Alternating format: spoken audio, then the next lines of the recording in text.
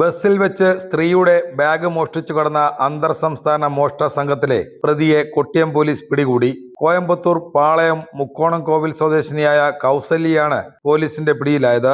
തൃക്കരുവയിൽ നിന്ന് കൊട്ടിയത്തേക്കുള്ള ബസ്സിൽ യാത്ര ചെയ്ത സ്ത്രീയുടെ പണമടങ്ങിയ പേഴ്സ് മോഷ്ടിച്ച പ്രതി മറ്റൊരു മോഷണ ശ്രമത്തിനിടയിലാണ് പിടിയിലാകുന്നത്.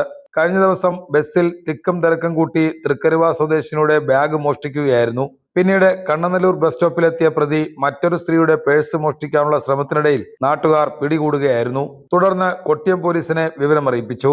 പോലീസ് എത്തി ഇവരുടെ പക്കലുണ്ടായിരുന്ന ബാഗ് പരിശോധിച്ചപ്പോൾ തൃക്കരുവ സ്വദേശിനിയുടെ അഡ്രസ് കിട്ടുകയായിരുന്നു. 9ഓളം സമാന കേസുകളിൽ പ്രതിയാണ് കൗസല്യ. അന്തർ സംസ്ഥാന മോഷ്ടാക്കളിൽ ഇവരെ പല കേസുകളിലും പോലീസ് പിടികൂടുമ്പോൾ വ്യാജ മേൽവിലാസം നൽകിയാണ് ഇവർ പോലീസിനെ കബളിപ്പിച്ചിരുന്നത്. തിക്കും തിരക്കുമുള്ള ബസ്സുകളിലും ആരാധനാലയത്തിലും എത്തി സ്വർണ്ണാഭരണങ്ങളും പണമടങ്ങിയ പേഴ്സും മോഷ്ടിക്കുന്നതാണ് ഇവരുടെ രീതി.